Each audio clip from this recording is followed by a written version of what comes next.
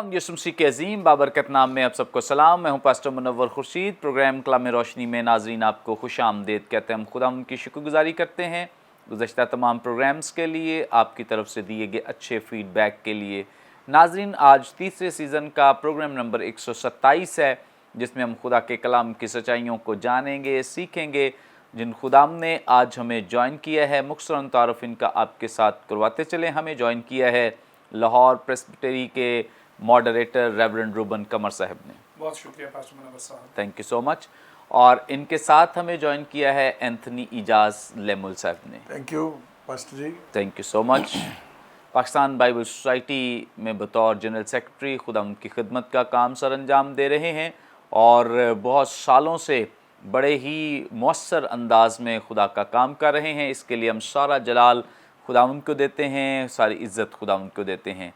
नाज़रीन, इससे पहले कि हम आज के मतन की तिलावत करें, मैं रिक्वेस्ट करूंगा एंथनी साहब से प्लीज़ दुआ में रहनुमाई करें। हम दुआ करें।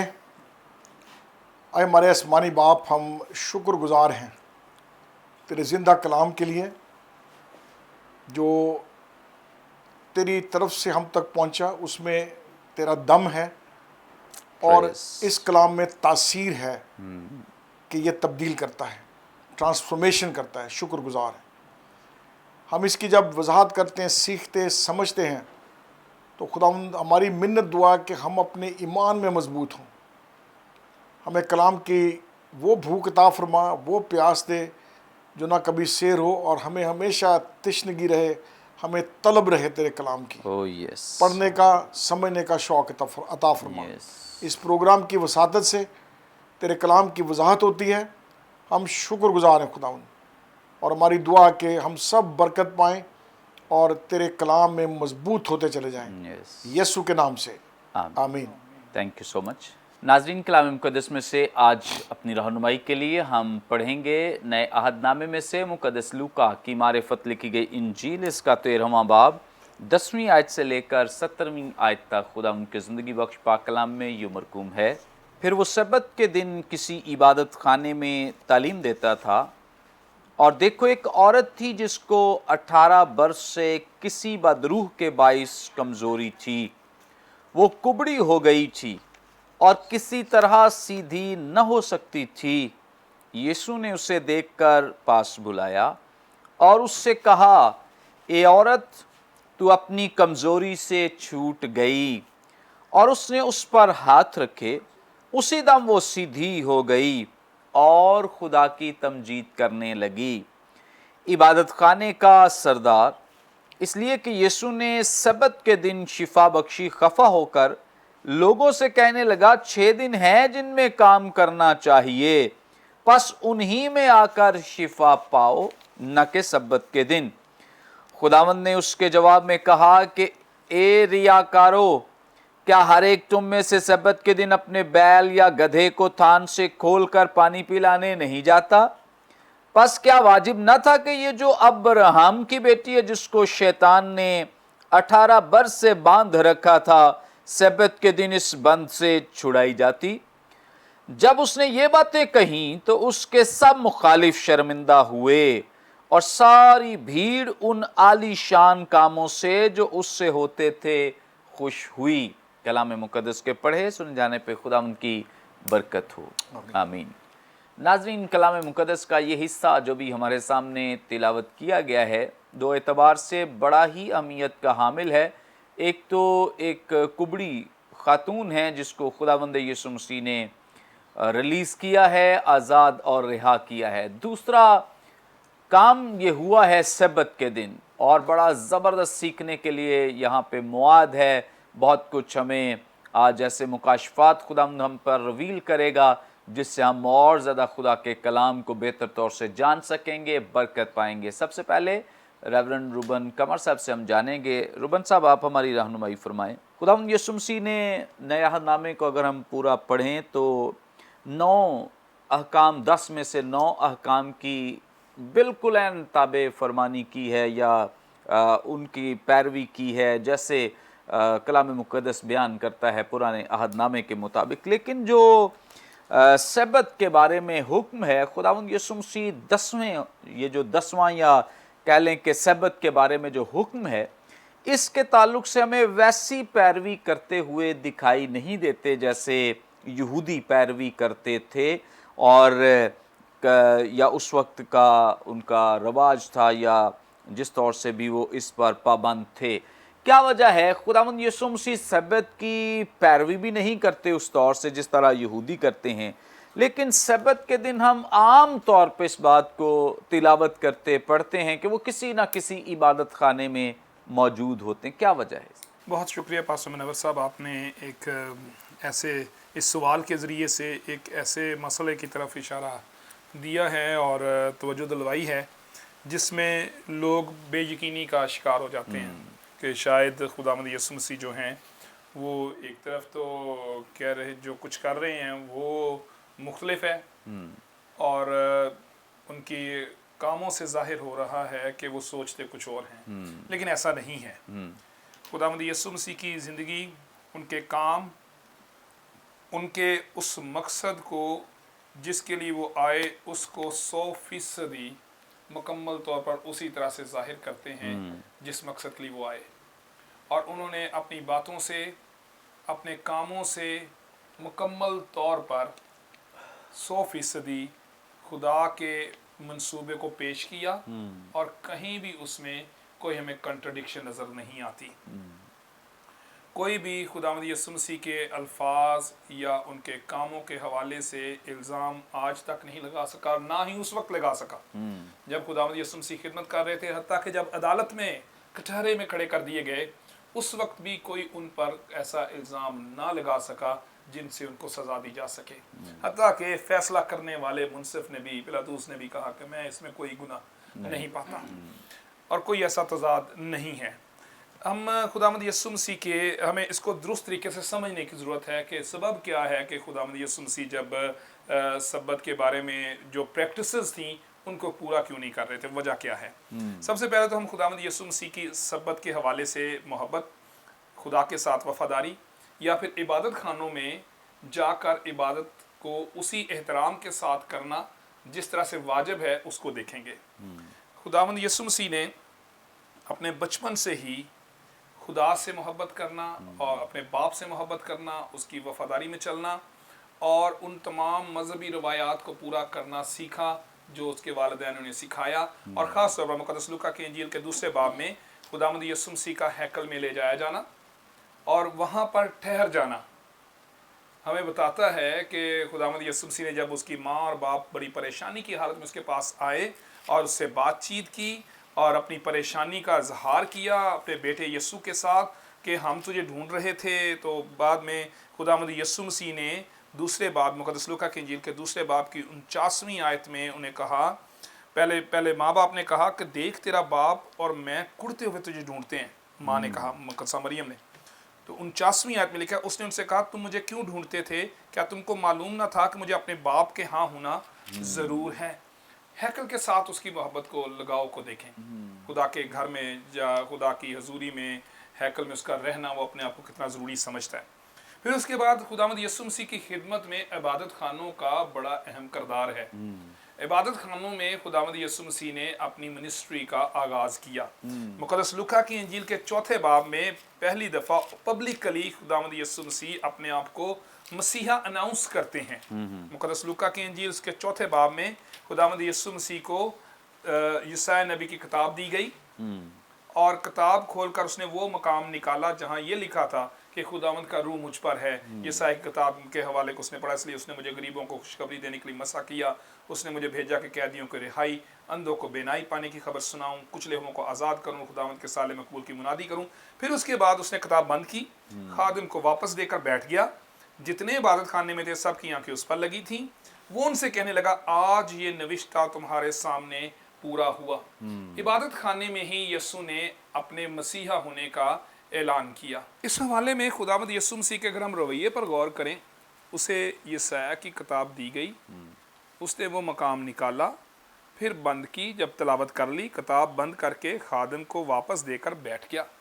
یہاں پر کہیں بھی خداوند یسوع مسیح نے نہ تو کو باغیانہ رویہ اختیار کیا، نہ عبادت خانے کے احترام میں تلاوت کرنے میں کوئی ایسا شائبہ دیا ہے جس میں ہم یہ اندازہ لگائیں کہ خداوند یسوع مسیح بے حرمتی کر رہے ہیں، احترام نہیں کر رہے، ورشپ کا احترام نہیں کر رہے، بلکہ انہوں نے بڑے احترام کے ساتھ سب کچھ ان ساری باتوں کو پورا کیا جن کو یہودی پریکٹس کرتے ہوں گے کہ بڑے احترام کے ساتھ خدا کی حضوری میں بیٹھنا ہے۔ لیکن ان ساری باتوں کے ساتھ خداوند یسوع مسیح کی منادی جو ہے وہ عبادت خانوں کے ارد گرد گھومتی ہے، بہت زیادہ اس کا حصہ جو ہے عبادت خانوں میں بھی ہے، پبلکلی بھی ہے، لوگوں میں ہجوم میں بھی ہے، بھیڑ میں ہے، لیکن عبادت خانوں میں بھی یسوع تعلیم دیتے رہے ہیں، لوگ ان سے خدا کی تعلیم کو سنتے رہے ہیں، آتے رہے ہیں، وہاں پر یسوع نے توبہ کی منادی کی، وہاں پر یسوع نے خدا کی بادشاہی کے بارے میں بتایا۔ اصل میں نہ تو خداوند یسوع مسیح کا سبت کے حوالے سے کوئی ایمبیگوٹی ہے کہ خداوند یسوع مسیح کے ذہن میں کوئی اور بات چل رہی ہے کہ سبت کا احترام ضروری نہیں، سبت کو پاک ماننے کے بارے میں کوئی یسوع نے ایسی رائے نہیں دی کہ یہ ناپاک دن ہے، یہ پاک نہیں ہے، ایسی کوئی رائے یسوع نے نہیں دی۔ یسوع نے بھی اسی طرح سے سبت کا احترام کیا جس طرح اسے کرتے ہیں۔ لیکن سبب کیا ہے کہ یہودیوں میں اور فقیہ اور فریسیوں میں اور یسوع میں اکثر سبت کے حوالے سے اختلاف رہا ہے۔ اس کی وجہ یہ ہے کہ جو غلط مشق فقیہ اور فریسی سبت کو ماننے کے حوالے سے کر رہے تھے، اس کے بارے میں یسوع کا ہم اختلاف ان لوگوں کے ساتھ دیکھتے ہیں۔ سبت کے دن شفا کے حوالے سے شریعت میں کوئی پابندی نہیں ہے، شفا کے حوالے سے کوئی پابندی نہیں ہے کہ شفا نہیں دی جا سکتی۔ کاموں کے حوالے سے کہا گیا ہے، لیکن کاموں میں بھی آگے جو ایکسپلینیشن یا وضاحت فقیہوں نے کی، وہ وضاحت جو تھی وہ خدا کے کلام کے مطابق نہیں بلکہ انسانی مرضی پر مبنی تھی۔ انہوں نے اپنی مرضی سے انسانوں پر اپنی مرضی کو تھوپنے کے لیے اور اپنی خواہش کے مطابق شریعت کو وضاحت کرتے ہوئے پیش کر دیا، جو کہ خداوند یسوع مسیح کے لیے ناقابل قبول بھی ہے، جو کہ خود کلام ہے، جو مجسم کلام ہے۔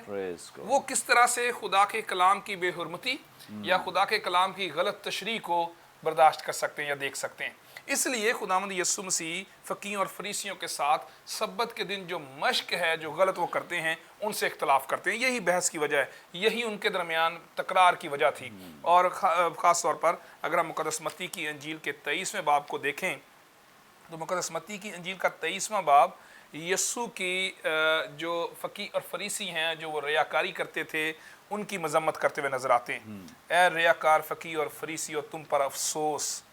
بار بار خداوند یسوع مسیح نے فقیہوں اور فریسیوں پر افسوس کیا ہے کہ وہ جو کچھ کہتے ہیں اس کو خود نہیں کرتے، بلکہ خدا کے کلام سے تجاوز کرتے ہوئے اپنی مرضی کو، اپنے حکموں کو لوگوں پر لاگو کرنے کی کوشش کرتے ہیں تاکہ ان کے ذریعے سے وہ اپنے آپ کو پاک اور راست باز ثابت کریں اور لوگوں پر الزام دے سکیں۔ اور اسی طرح سے یہاں پر 13ویں آیت میں بھی افسوس ہے، پھر 14ویں آیت میں پھر دوبارہ سے افسوس ہے کہ تم بیواؤں کے گھروں کو دبا بیٹھتے ہو، دکھاوے کے لیے نماز کو طول دیتے ہو، پھر اس پر کہ ایک مرید کرنے کے لیے تری اور خشکی کا دورہ کرتے ہو، اور جب وہ مرید ہو چکتا ہے تو اسے اپنے سے دونا جہنم کا فرزند بنا دیتے ہو۔ بہت سی ایسی باتیں جس میں آج بھی ہم اسی طرح کے پریکٹسز جو ہیں کلیسیاؤں میں بھی دیکھتے ہیں۔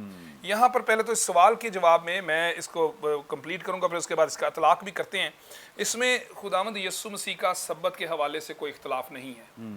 اختلاف فقیہوں اور فریسیوں کے ساتھ سبت کے غلط استعمال یا سبت کے اصول اور قوانین کو اپنی مرضی کے مطابق بنا لینے پر یسوع کا ان کے ساتھ اختلاف ہے، اور یسوع نے اس کو رد کیا اور ان پر افسوس کا اظہار کیا اور انہیں ڈانٹا بھی، انہیں برا بھلا بھی کہا، مذمت کی اس کی۔ دوسری طرف یہ جو ریاکاری ہے، اس کا اطلاق آج بھی ہم اس دنیا میں دیکھ سکتے ہیں کہ سبت جو ہے یا عبادت کا وقت جو ہے وہ صرف ظاہری نمود و نمائش یا صرف خدا کو وقت دینے کا نہیں ہے کہ صرف چرچ چلے گئے، وہاں پہ عبادت کی اور واپس آ گئے۔ یہ حقیقی طور پر خدا کے مقدس دن جس کو ہم اتوار کے طور پر عبادت کے طور پر لیتے ہیں، اس دن کو خداوند کی خاطر گزارنا اور خداوند کے نام کو جلال دینے کے لیے استعمال کرنے کا وقت ہے۔ آج بھی اس ریاکاری کو ہمیں اپنی زندگی سے نکالنے کی ضرورت ہے، نہیں تو جس طرح یسوع نے اس وقت کے ریاکار فقیہوں اور فریسیوں اور اسرائیلیوں کی، یہودیوں کی مذمت کی ہے، خدا آج بھی ایسے ایمانداروں کی مذمت کرتا ہے جو خداوند کے دن کو صرف عبادت تک محدود رکھتے ہیں، صرف اس کو اصولوں تک محدود رکھتے ہیں لیکن خداوند کی مرضی کو پورا نہیں کرتے. اور خداوند کی مرضی یہ ہے کہ انسان اپنی زندگی میں حقیقی طور پر عملی طور پر تبدیلی لائے, رحم کرے, انصاف کرے, لوگوں کی مدد کرے. اتوار کو عبادت میں جانا ہی اہم نہیں ہے.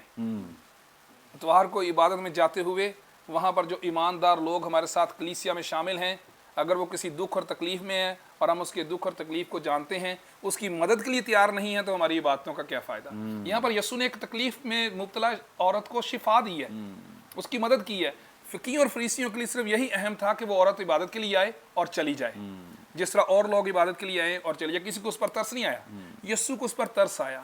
آج بھی ہمیں اپنی زندگی پر غور کرنے کی ضرورت ہے کہ ہم خدا کے گھر میں جاتے ہیں, عبادت کرتے ہیں, لیکن ہمارے ساتھ بیٹھا ہوا شخص اگر ضرورت مند ہے, دکھ میں ہے, اور ہم اس کو اسی طرح دکھ میں چھوڑ کر آ جاتے ہیں, تو ہماری اس عبادت کا بھی کوئی فائدہ نہیں. پریز گاڈ, تھینک یو سو مچ. بڑی خوبصورت بابرکت باتیں, اور یقیناً جو اس کا اطلاق کیا گیا ہے بڑا زبردست کیا گیا ہے کہ اس وقت بھی خداوند یسوع مسیح ایسے لوگوں کے مخالف تھے اور آج بھی ہیں جو سمجھتے ہیں کہ وہ اتوار کو چرچ جاتے ہیں اور اس کے علاوہ دائیکی بھی دیتے ہیں, اس کے علاوہ چندے سارے دیتے ہیں, پرندوں کو وہ دانہ بھی ڈالتے ہیں, اور بھی کئی اس طرح کے نیکی کے کام کرتے ہیں, لیکن اندرونی طور پہ وہ تبدیل شدہ نہیں ہیں اور باطنی طور پہ وہ خدا کے ساتھ پیوست نہیں ہیں. تو یاد رکھیں, یہ پرندوں کو دانے ڈالنے, یہ دائیکیاں دینی, یہ چندے دینے اور اتوار کو آگے جا کر بیٹھنا, عبادت میں شامل ہونا, یہ کچھ نہیں ہے. یہ سب جو فقی فریسی تھے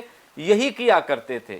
اسی لیے خداوند یسوع مسیح ان کے ساتھ ہمیشہ خفا رہتے تھے کہ یہ دکھانے کے لیے سب کچھ کرتے تھے لیکن ان کا دل خدا سے دور تھا.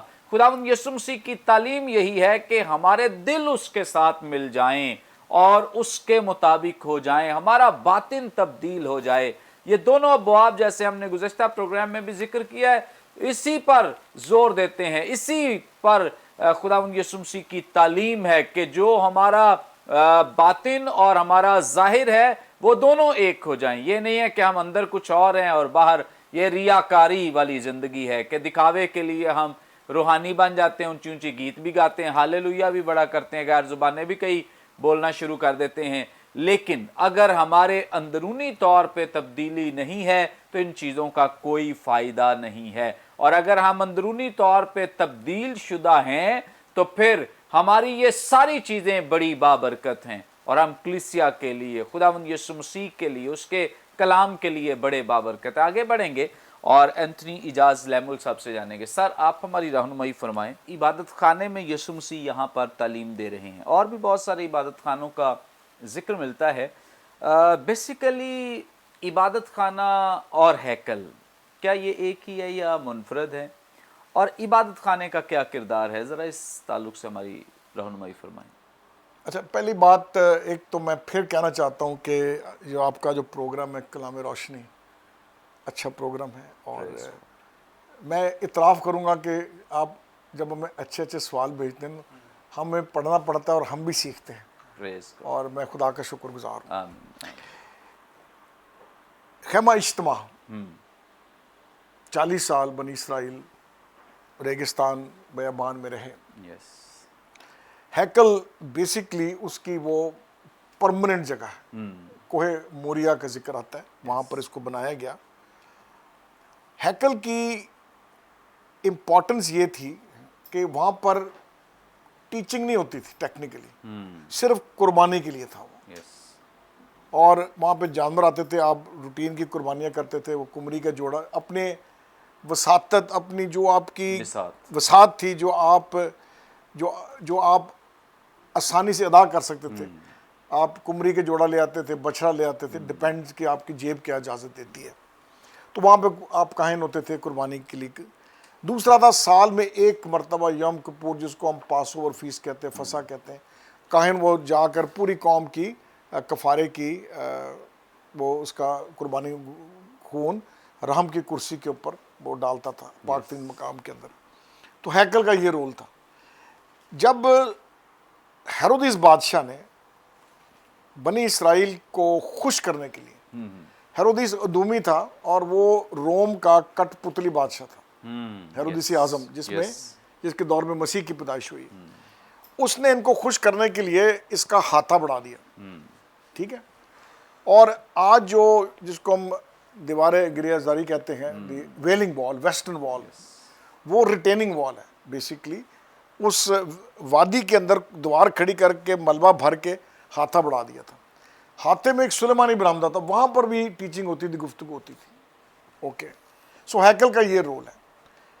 سینگاگ عبادت خانہ، عبرانی میں اس کی 3 لفظ استعمال ہوئے مختلف بائبل کے اندر، اور ایک سے مراد ہے دعا کا گھر، دوسرا لفظ سے معنی ہے ایک جماعت کا اکٹھا ہونا، اسمبلی، اور تیسرا ہے ہاؤس آف اسٹڈی، یا جہاں پر آپ سیکھ سکتے ہیں. یہ سینگاگ کچھ کا خیال ہے کہ پہلے بھی موجود تھا، موسوی دور میں بھی کچھ اس قسم کا کانسیپٹ ملتا ہے، لیکن جس پر علماء اتفاق کرتے ہیں وہ کہتے ہیں کہ جب 586 میں بابل نے ہیکل کو مسمار کر دیا، اسیر ہو گئے.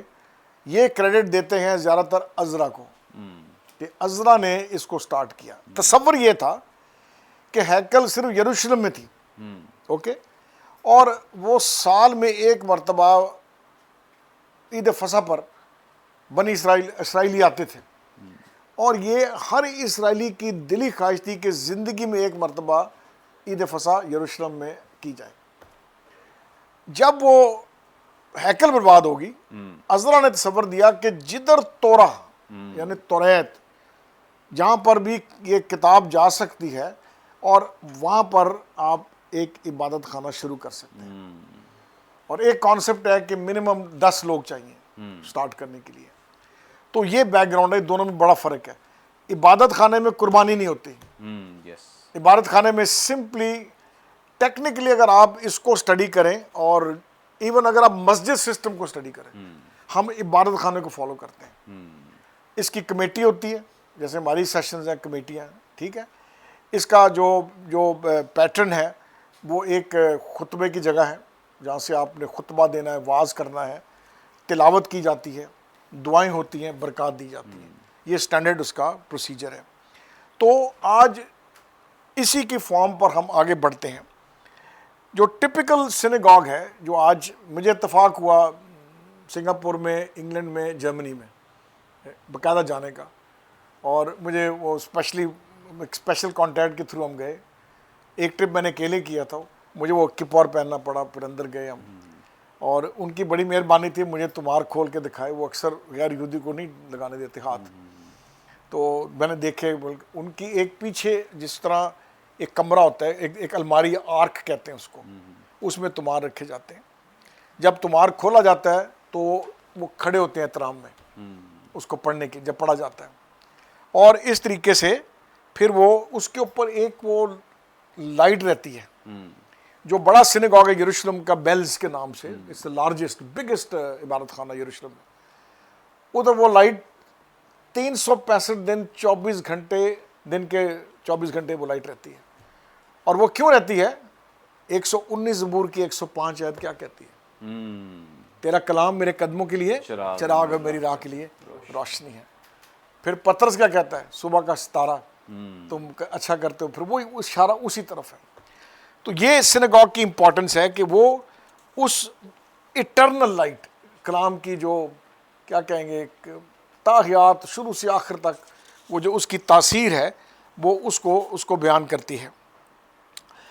اس کے بعد جو اس کو کہتے ہیں بیما، جہاں پر روسٹرم ہے، جہاں سے ہم واز کرتے تھے، وہاں پر ہے. عبادت خانے 2 قسم کے، ایک آرتھوڈاکس کہلاتا ہے اور ایک ریفارمڈ ہے. آرتھوڈاکس میں خواتین علیحدہ بیٹھتی ہیں. ہمارے چرچ میں بھی کہتے ہیں رائٹ پہ عورتیں بیٹھ جائیں، لیفٹ پہ، یا کہیں کرتے ہیں پارٹیشن کرتے ہیں.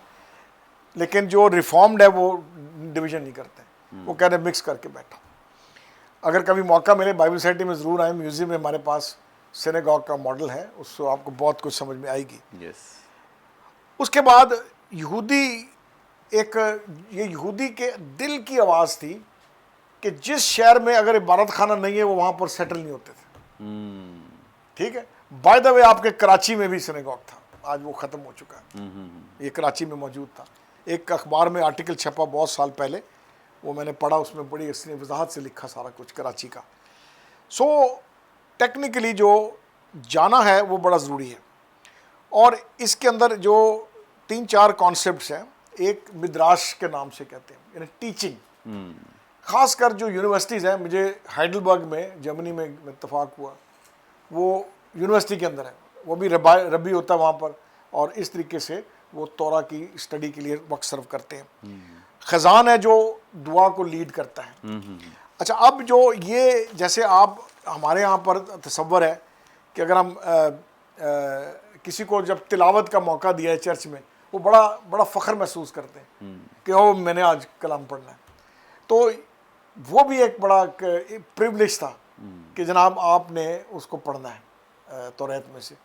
آج بھی یہودی لوگ عبادت خانے میں تمار سے پڑھتے ہیں. بائنڈ بک جو ہے ان کے پاس تنک ہے, تنک اولڈ ٹیسٹمنٹ ہے کمپلیٹ, ٹھیک ہے, وہ استعمال کرتے ہیں. سو یہ ان کی کمیونٹی لائف, ان کی اسمبلی, ان کا اکٹھے ہونا, میل ملاپ, جیسے چرچ عبادت اپنی جگہ ہے اس میں, لیکن ہم ملتے ہیں, بھائی کیا حال ہے, امی کیسی ہیں, بھائی میری امی کے لیے دعا کرو, بیمار ہیں, بھائی کو یہ ہو گیا فلانا. تو یہ کمیونٹی لائف ہے. اور مزیداری کی بات یہ ہے کہ جو پادری صاحب نے بھی پوائنٹ کیا یوحنا کی اس کی کیا کہتے ہیں لوکا 4 باب میں. اچھا, وہاں پہ میں آپ کی توجہ ایک لفظ پہ دلانا چاہتا ہوں, اور وہ بڑا دلچسپ لفظ ہے. اس پر صرف میں لفظ پہ توجہ دوں گا. 16ویں آیت میں 4 باب وہ لکھا ہے, وہ اپنے دستور کے موافق, یسوع مسیح کے لکھے اپنے دستور کے موافق. سبت کے دن یہودی سبت میں جاتے تھے, لازمی سینیگاگ میں جاتے تھے. اب جو فارمیٹ یہاں پر ہے, خادم جو ہے وہاں پر پاسٹر نہیں ہوتے تھے, مختلف تفسیر کرتے تھے لوگ.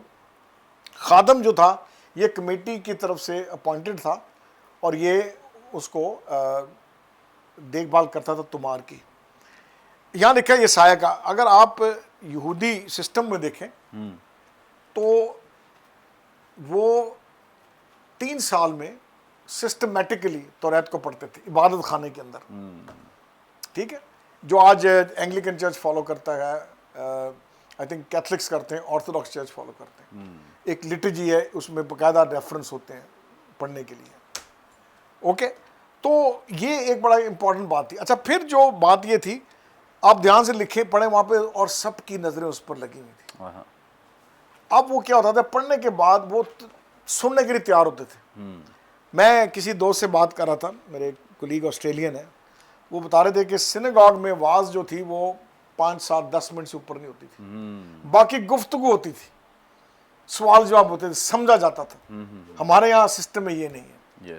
تو یہ ایک بڑا ایک پیوٹل ہے. اس کے بعد جب آپ کلام مقدس کا پھیلاؤ ہے, خوشخبری کا پھیلاؤ ہے مسیح کی صعود فرمانے کے بعد, روح القدس کی آمد کے بعد, آپ وہاں دیکھیں گے کہ ہمیشہ پولس عبادت خانے میں گیا, کیونکہ وہ آلریڈی گیدرنگ تھی, وہاں پہ لوگ موجود تھے. تو یہ اس کی بڑی سگنیفیکنس ہے. اسرائیل میں ایک اندازہ ہے 15,000 سینیگاگز ہیں, عبادت خانے ہیں. یو کے میں 454, یو ایس اے میں 3727 کے قریب ہے. انڈیا میں 23 ہیں ہمارے ہمسائے ملک کے اندر. یورپ میں 3300 سے اوپر 18-20 کے قریب سینیگاگز ہیں. تو یہ اس کی اہمیت ہے.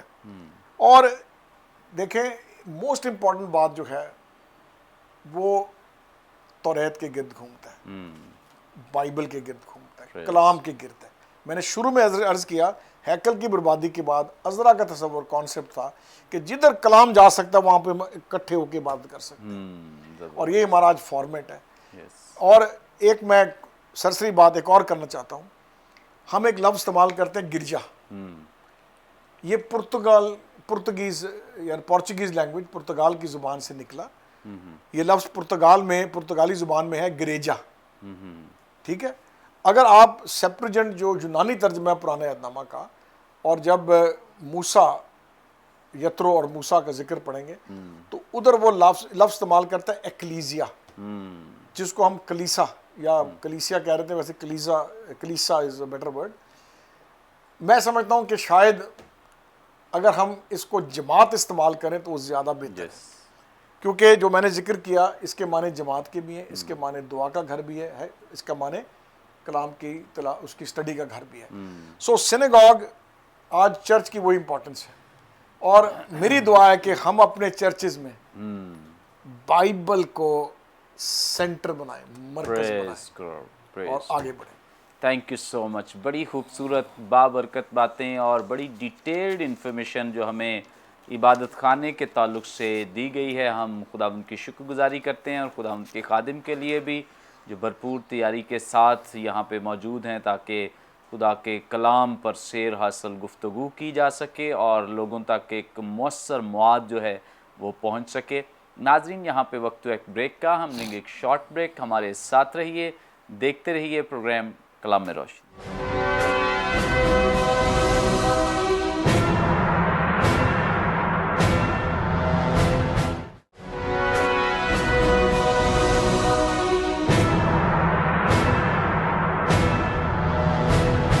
ویلکم بیک ناظرین، آپ دیکھ رہے ہیں پروگرام کلام میں روشنی. بریک پر جانے سے پہلے بڑی خوبصورت بابرکت باتیں جو آپ خدام سے سن رہے تھے، بہت کچھ سیکھ رہے تھے. آگے بڑھیں گے اور پاسٹر روبن قمر صاحب سے جانیں گے. پاسٹر صاحب، ہیکل میں تو ہم جانتے ہیں کہ خواتین کے لیے ایک الگ جگہ مقرر کی گئی تھی جہاں وہ احاطے میں جا سکتی ہیں، دعا بھی کر سکتی ہیں. لیکن عبادت خانے کا کیا کانسیپٹ ہے؟ یہاں پہ خواتین کیا جا سکتی ہیں؟ کیا وہاں شامل ہو سکتی ہیں؟ اور یہودی تو عام طور پہ جو یہودی مرد ہیں وہ تو اس بات کو پسند نہیں کرتے ہیں کہ خواتین اس طرح سے آئیں. اور پھر عبادت خانے میں کس طرح سے خواتین آتی ہیں؟ کیونکہ یہاں پہ ہمیں ایک ذکر ملتا ہے کہ دیکھو ایک عورت تھی، اس کا مطلب ہے کہ وہ عبادت خانے میں آئی ہے. تو اس تعلق سے ہماری رہنمائی فرمائیں کہ یہودیوں کی روایت کیا تھی عبادت خانے میں خواتین کے لیے. بہت شکریہ پاسٹر منور صاحب.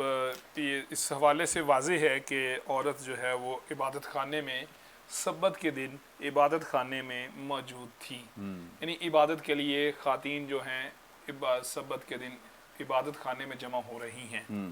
اب ہیکل کی طرف اگر آئیں تو ہیکل میں آپ نے خود بھی ابھی بیان کیا کہ ہیکل میں خواتین کے لیے جگہ الگ مقرر کی گئی ہے. ہم آج ہمارے ساتھ ہمارے لیے بڑی برکت ہے، خوش قسمتی ہے کہ اینتھنی لیمویل صاحب موجود ہیں، بائبل سوسائٹی کے جنرل سیکرٹری ہیں، اور ان کی اس خدمت کے وسیلے سے پورے پاکستان میں اور دنیا میں اردو زبان میں بائبل پہنچتی ہے. یہاں پر بائبل مقدس کے آخر میں ہمیں تھوڑا سا تاریخی طور پر بھی آگاہ کیا گیا ہے. اسرائیل کے حوالے سے ان کی تاریخ بتائی گئی ہے، اس کے بعد میپس بتائے گئے ہیں، نقشہ جات ہیں، مشنری سفر ہیں پالوس رسول کے، ان کو بتایا گیا ہے. پھر آخر میں ہیکل کی عمارت کا جو پلان ہے اس کو بھی، نقشہ جو ہے اس کو بھی پیش کیا گیا ہے. اس میں سبھی خدا کا شکر ہے کہ پاکستان میں ہمیں آزادی ہے کہ ہم خدا کے کلام کو اپنے پاس رکھ سکتے ہیں، اور سبھی اپنے گھروں میں بائبل مقدس کے اگر آخر میں دیکھیں تو ہیکل کا جو نقشہ ہے وہ پرنٹڈ ہے. اس میں خواتین کا احاطہ جو ہے وہ الگ سے ہے، یعنی خواتین کے لیے ایک مخصوص جگہ جہاں پر تک وہ جا سکتی ہیں. اور حزقیل کی کتاب سے ہمیں اس کے بارے میں ایک نشانی بھی ملتی ہے. حزقیل کی کتاب اس کا 8واں باب اور اس کی 14ویں آیت پہ لکھا ہے، تب وہ مجھے، حزقیل کی رویا ہے، تب وہ مجھے خداوند کے گھر کے شمالی پھاٹک پر لایا، اور کیا دیکھتا ہوں کہ وہاں عورتیں بیٹھی تموز پر نوحہ کر رہی ہیں. پھر حزقیل کی کتاب کے 8ویں باب کی 16ویں آیت پہ لکھا ہے، اور کیا دیکھتا ہوں کہ خداوند کی ہیکل کے دروازے پر آستانہ اور مذبح کے درمیان قریباً 25 شخص ہیں جن کی پیٹھ خداوند کی ہیکل کی طرف ہے اور ان کا منہ مشرق کی طرف ہے.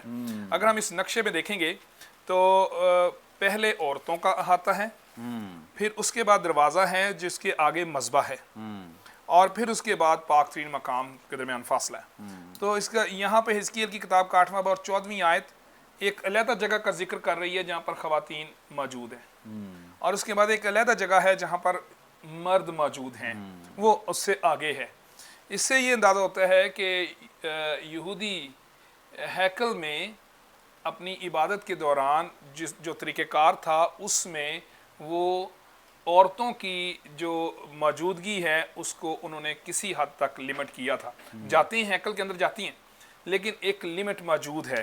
اس کے ساتھ ساتھ میں اور بھی پڑھ رہا تھا کہ جو خواتین ہیں وہ اس سے آگے جو کاہنوں کا ہاتھا ہے وہاں تک قربانی کے لیے جا سکتی ہیں، ویسے نہیں جاتی تھی، ویسے وہ پیچھے موجود رہتی تھی، لیکن قربانی کے لیے اپنے یا پہلے پھلوں کا ہدیہ دینے کے لیے ہلانے کی عید جو ہے وہ ہدیہ جو ہے اس کو ہلانے کے ہدیے کو لے کر وہ بنی اسرائیل کے ہاتھے میں بھی جا سکتی ہیں اور کاہنوں کے احاطے تک جا سکتی ہیں، لیکن پاک تین مقام کی طرف نہیں جایا جا سکتا، مذبے کی طرف نہیں جا سکتے، لیکن کچھ آزادی بھی موجود ہے اور کچھ جگہ پر پابندیاں بھی موجود ہیں۔ لیکن عبادت خانے کے حوالے سے میں نے مطالعہ کیا اور اس میں ابھی اینتھنی صاحب بھی ذکر کر رہے تھے کہ عورتیں بھی موجود ہوتی تھیں اور عورتیں جو تھیں ان کے لیے الگ جگہ بنائی جاتی تھیں۔ میں یہ پڑھ رہا تھا کہ یہ الگ جگہ جو بنانے کا عبادت خانے میں عورتوں کے لیے جو تصور ہے وہ یسوع کے زمانے کے صدیوں بعد آیا ہے۔ یسوع کے دور میں عبادت خانے میں عورتیں اور مرد اکٹھے عبادت کرتے تھے۔ ہیکل کا ذکر میں نہیں کر رہا، میں عبادت خانوں کا ذکر کر رہا ہوں کہ عبادت خانوں میں یہودی مرد اور عورتیں اکٹھے عبادت کر سکتے تھے۔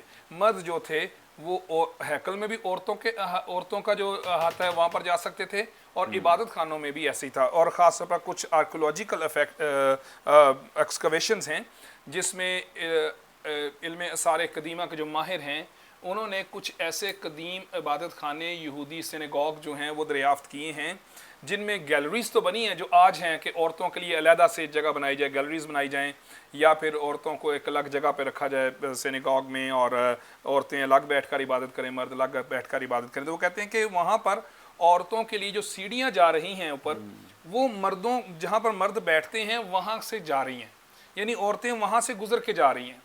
اس لیے ان کا کہنا یہ ہے کہ ان ساری ایکسکویشن سے جو مختلف دریافتیں ہوئی ہیں عبادت خانوں میں کئی جگہ پر تو ایسا ہے وہاں پر الگ جگہ ہے ہی نہیں۔ یورپ میں کچھ ایسے دریافت ہوئی ہیں یہودی عبادت خانے جن میں صرف ایک ہی جگہ ہے، ایک ہی جگہ بنی ہوئی ہے جہاں پر سبھی یہودی اکٹھے ہو کر عبادت کرتے تھے، وہاں پر الگ جگہ نہیں ہے جس سے یہ اندازہ ہو سکے کہ عورتوں کو وہ الگ بٹھاتے تھے۔ یسوع کے دور میں کہا جاتا ہے کہ یسوع کے دور میں عورتیں عبادت خانے میں مردوں کے ساتھ اکٹھے عبادت میں شامل ہو سکتی تھیں، اور ایک اور یہ بھی ابھی اینتھنی صاحب نے ذکر کیا کہ عبادت کے لیے مقرر کیا گیا کہ کم از کم 10 لوگ ضرور ہوں تاکہ برکتوں کو دیا جا سکے۔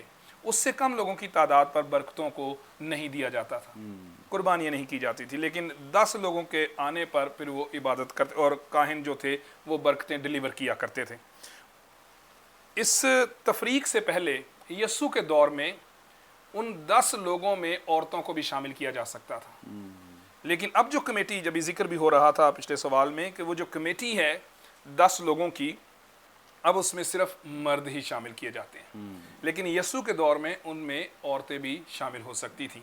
اور ایک ہاؤس آف سٹڈی کا بھی ابھی ذکر کیا گیا کہ عبادت خانوں میں سٹڈی کے لیے جگہ مقرر کی جاتی تھی جس میں مطالعہ کیا جاتا تھا، بائبل کے بارے میں، شریعت کے بارے میں مختلف سوالات کیے جاتے تھے، اور طریقہ کار بھی یہی تھا کہ آج طریقہ کار مختلف ہے کہ پہلے سرمن ہو جاتا ہے، واعظ ہو جاتا ہے یا کلاس لی جاتی ہے، لیکچر ہو جاتا ہے، تو اس کے بعد آنسر کویسچنز ہوتے ہیں، لیکن اس میں ہاؤس آف سٹڈی میں یا یہودی عبادات میں دوران لیکچر بھی یا واعظ کے دوران بھی سوال کیے جا سکتے تھے، اور اس میں سبھی جو اس جماعت میں موجود لوگ تھے وہ حصہ لے سکتے تھے، اور اس میں عورتیں بھی حصہ لے سکتی تھیں اور مرد بھی حصہ لے سکتے تھے۔ اسکالرز کہتے ہیں کہ مقدس پالوس رسول نے کرنتھیوں کے 14ویں باب، پہلے کرنتھیوں کے خط کے 14ویں باب میں جب عورتوں کو مجمع میں خاموش رہنے کا حکم دیا ہے تو وہ اسی کانٹیکسٹ میں ہے، کیونکہ ایک یہودی کلچر یہ تھا عبادت کا کہ سوال جواب کیے جاتے تھے اور خطاب کے دوران ہی سوال اٹھا لیے جاتے تھے، اس کے دوران ہی روک کر سوال کیا جاتا تھا۔ اسی کلچر میں، اسی کانٹیکسٹ میں عورتیں بھی سوال کرتی تھیں اور عورتیں برابر کی حقدار تھیں کہ وہ بات کر سکتی ہیں۔ اسی کانٹیکسٹ میں پھر پالوس ان کو روکتا ہے کہ مجمع میں خاموش ہو، کیونکہ اس کو مکمل ہونے دے تعلیم کو، اور تعلیم کو مکمل ہونے کے بعد سوال کیے جائیں۔ اور اس بات سے ہم یہ ایک تو اس دور میں عبادت خانوں میں دیکھ لیتے ہیں کہ عورتیں اور مرد برابر ہیں۔ اب آتے ہیں چرچ کی طرف کہ خداوند یسوع مسیح کی تعلیم اس کے بارے میں کیا ہے۔ یہاں پر بھی یسوع نے عورت اس پر ہاتھ رکھے اور اسی دم وہ سیدھی ہو گئی، یعنی اگر اس دور میں اس کلچر میں عورتوں سے اگرچہ اس دور میں عورتوں سے اس طرح کا برابری کا سلوک نہیں رکھا جاتا تھا جس طرح ایک مرد دوسرے مرد کے ساتھ رکھتا ہے، یعنی عورت کو مرد کمتر سمجھتا ہے اس کلچر میں، جس کلچر میں یسوع پروان چڑھ خدمت کی ہے، اس کلچر میں اگرچہ عورت کو وہ حق نہیں دیا جا رہا، لیکن یسوع نے اس پر ہاتھ رکھا اور وہ سیدھی ہو گئی، اس کا کبڑا پن ختم ہو گیا، اس کی کمزوری چھوٹ گئی، وہ ایک دم سیدھی ہو گئی، خدا کی تمجید کرنے لگی۔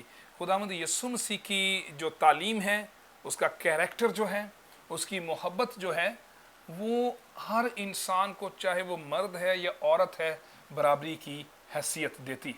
اور آج بھی ہم خدا کا شکر کرتے ہیں، اگرچہ چرچ میں ہمارا ایک کلچر ہے اور اس میں بھی یہ جو یہودی عبادت خانوں میں آج جو کلچر ہے کہ عورتیں الگ جگہ بنائی جاتی ہے، یہ اس میں کلچرل امپیکٹ ہے۔ یہاں پر بھی ہمارا کلچرل امپیکٹ ہے کہ عورتیں ایک طرف بیٹھ جاتی ہیں اور مرد جو ہیں وہ دوسری طرف بیٹھ جاتے ہیں، لیکن مسیح میں ہم سب برابر ہیں۔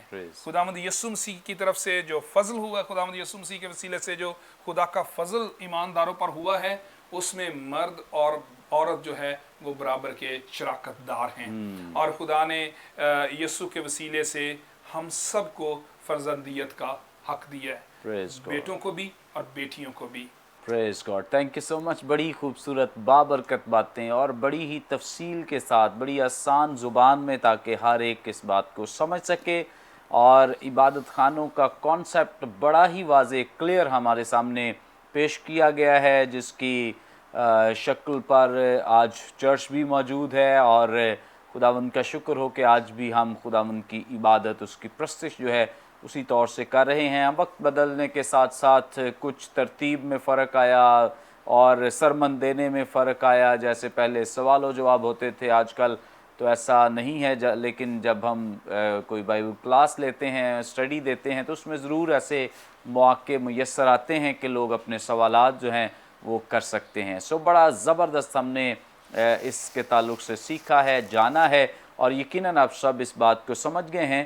اور آگے بڑھیں گے، اینتھنی اجاز لیمول صاحب سے جانیں گے۔ سر، آپ ہماری رہنمائی فرمائیں، یہاں پر ایک خاتون کا ذکر ہے اور لکھا ہے 11ویں آیت میں، دیکھو ایک عورت تھی جس کو 18 برس سے کسی بدروح کے باعث کمزوری تھی، وہ کبڑی ہو گئی تھی اور کسی طرح سیدھی نہ ہو سکتی تھی۔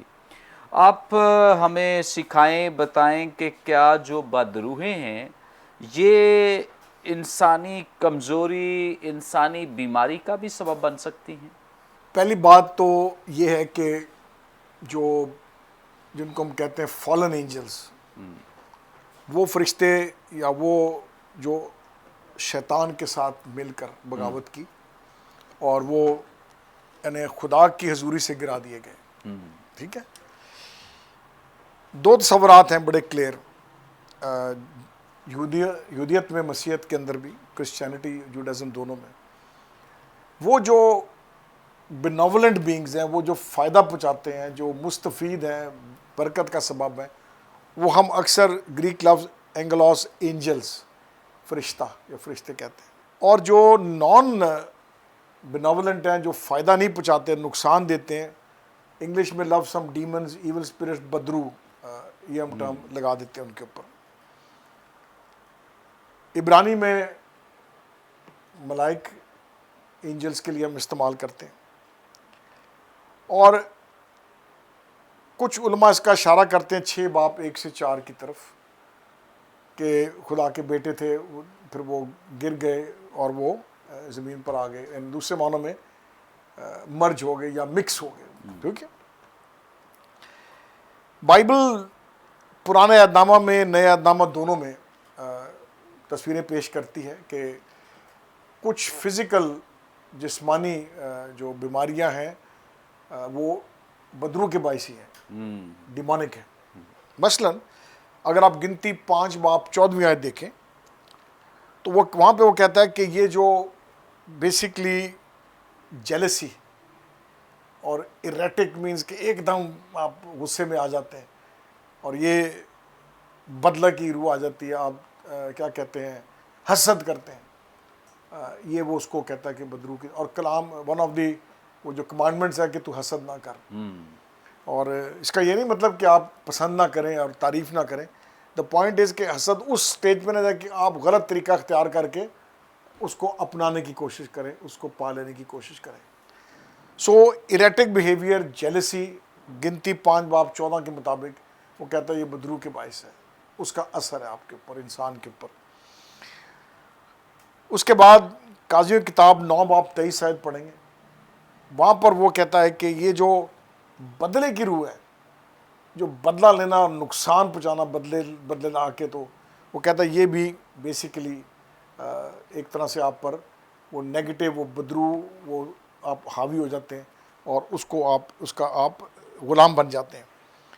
پہلا سیموئیل 6 باب 14 آیت اگر ہم دیکھیں, وہاں پر وہ کہتا ہے کہ جو ذہنی کنفیوژن ہے, مینٹل کنفیوژن, ٹھیک ہے, کسی حد تک آپ دیوانگی کہیں گے, پاگل پن, اس کو بھی وہ کہتا ہے کہ یہ ایک بدرو کا اثر ہے, اس کے باعث کی وہ ہے.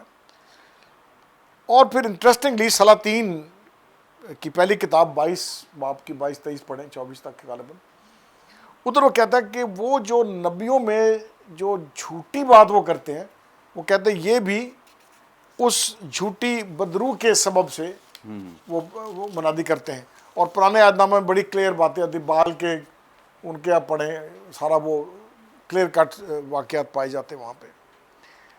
اس کے بعد ہوسے کتاب 4 باب 12 آیت کہتی ہے کہ بت پرستی بھی بدرو کی وجہ سے, وہ کہتے ہیں وہ بھی ایول کا اثر ہے, ڈیمونک ہے. اس کے بعد وہ کہتا ہے کہ جو چونکہ یہ تابع دار ہیں شیطان کے, دا فالن اینجلز ہیں, لہذا underlying factor is evil, بدی ہے, بد ہے, اور یہ درست نہیں ہے, مطلب نیگیٹو ہے ان کا ایٹیچیوڈ. اچھا, اب مزداری کی بات یہ ہے کہ سب سے بڑی جو مثال آپ کو ملتی ہے کہ یسوع کو ان پر اختیار ہے. اور میں آپ کی توجہ بڑا عام فہم کلام کا حصہ, متی کی انجیل 4 باب, مسیح کی آزمائش کس کے ساتھ ہے؟ ان کا سردار شیطان, ٹھیک ہے. اور آپ پڑھیں تینوں آزمائشوں کو توجہ سے پڑھیں, وہ بھی بڑا چلا کے کلام ہی استعمال کر رہا ہے. اور باغ عدن میں شیطان نے کلام ہی استعمال کیا, اس نے کہا کیا واقعی لکھا ہے کہ تو مر جائے گی, جبکہ یہ بات نہیں تھی. تو وہاں بڑا کلیئر نظر آتا ہے کہ یہ شیطان اور یہ ایول خوبصورتی کے ساتھ سامنے آتے ہیں اور ہم پھنس جاتے ہیں. تو وی پریز گاڈ, وی تھینک گاڈ کہ 4 باب میں مسیح کے روزے رکھنے کے بعد خدمت شروع کرنے سے پہلے, اس کے بعد 5واں باب شروع ہوتا ہے, کہتا پھر اس نے منادی کرنا شروع کی, God Jesus head authority oversight. اور یہ ایک بہت بڑی بات ہے, چونکہ اس نے شیطان کو ہرا دیا, اس کو شکست دی, اس لیے جو روحانی طور پر اندھا پن ہے بدرو کے باعث, وہ جو فالج ہے, وہ جو مرگی ہے, وہ جو پاگل پن ہے, وہ جو اندھا پن ہے ذہنی طور سے, کلام میں سمجھتا ہوں جو کلام کے لیے بند ہو جاتا ہے, یہ بھی ایک نیگیٹو اثر ہے ہماری زندگی کے اندر. اس سارے جو ہم اس کے شکنجے میں ہیں, ان ساری ایول باتوں کے, یسوع مسیح کی مہربانی سے, اس کے اختیار سے, اس کے نام سے, اس کے نام کی قدرت کے وسیلہ سے ہم ان کی گرفت سے ہم نکل سکتے ہیں. ہم اس کے لیے خدا کے شکر گزار ہیں. پریز گاڈ, تھینک یو سو مچ. بڑی خوبصورت بابرکت باتیں, اور یقیناً بہت ساری زندگیاں ہیں جن کو ابلیس نے قید کر رکھا ہے. اور اسی طور سے جس طرح سے ہمیں یہاں پہ ایک مثال نظر آتی ہے, اور یہاں ایک سمجھ لے کہ ایگزامپل بیان کی گئی ہے کہ ابلیس اس طرح سے بھی انسان کے ساتھ کر سکتا ہے. جتنے لوگ بھی ابلیس کے قبضے میں ہیں, ابلیس کسی بھی طرح سے, کہ یہ ایک نوعیت نہیں ہے, کسی بھی نوعیت میں انہیں نقصان پہنچا سکتا ہے اور ان کی زندگیوں کو اپاہج کر سکتا ہے, مفلوج بنا سکتا ہے. اس کے لیے جو ہیڈنگ استعمال کی گئی ہے بڑی زبردست استعمال کی گئی ہے کہ یسوع سبت کے دن ایک مفلوج عورت کو, یعنی وہ اب ابلیس کی وجہ سے, اس بدرو کی وجہ سے اب وہ فالج زدہ ہو چکی ہے, یعنی مفلوج ہو چکی ہے. لیکن چونکہ اس پیسج میں اور بھی بہت ساری ابھی سچائیاں باقی ہیں, بہت ایک وسیع یہ پیسج ہے. ہم آئندہ بھی کوشش کریں گے اسی پیسج پہ سیکھ سکیں ایک اور مزید ایپیسوڈ میں بھی, تاکہ مزید جو کلام کی سچائیاں ہیں وہ کھل کر ہمارے سامنے آ سکیں اور ہم اس پیسج سے اور برکت پا سکیں. تھینک یو سو مچ پادری صاحب. बहुत शुक्रिया pastor. Thank you sir. Thank you. यकीनन नाजरीन, आज के प्रोग्राम के वसीले से आपने बड़ी बरकत पाई है। अभी भी आपका कोई सवाल हो, स्क्रीन पर दिए गए नंबर्स डायल करें, अपने सवालात हम तक पहुंचा सकते हैं। कोई दुआ या दरख्वास्त तो दे सकते हैं, अपनी कोई गवाही शेयर करना चाहें कर सकते हैं। अपना फ़ीडबैक देना ना भूलें। ज़रूर इस प्रोग्राम के ताल्लुक़ से अपना फ़ीडबैक ज़रूर दें। और हमारे तमाम प्रोग्राम्स आप यूट्यूब पे वॉच कर सकते हैं। वॉच करने के लिए बरकत टीवी ऑफिशियल के नाम से हमारा चैनल है, ज़रूर इसे सब्सक्राइब करें, दूसरों के साथ शेयर करें, ताकि ज़्यादा से ज़्यादा लोग खुदा के कलाम की सच्चाइयों को जान सकें, सीख सकें। आइंदा एक नए प्रोग्राम के साथ दोबारा आपकी खिदमत में हाजिर होंगे। तब तक के लिए इजाज़त दीजिए। देखते रहिए बरकत TV. God bless you all.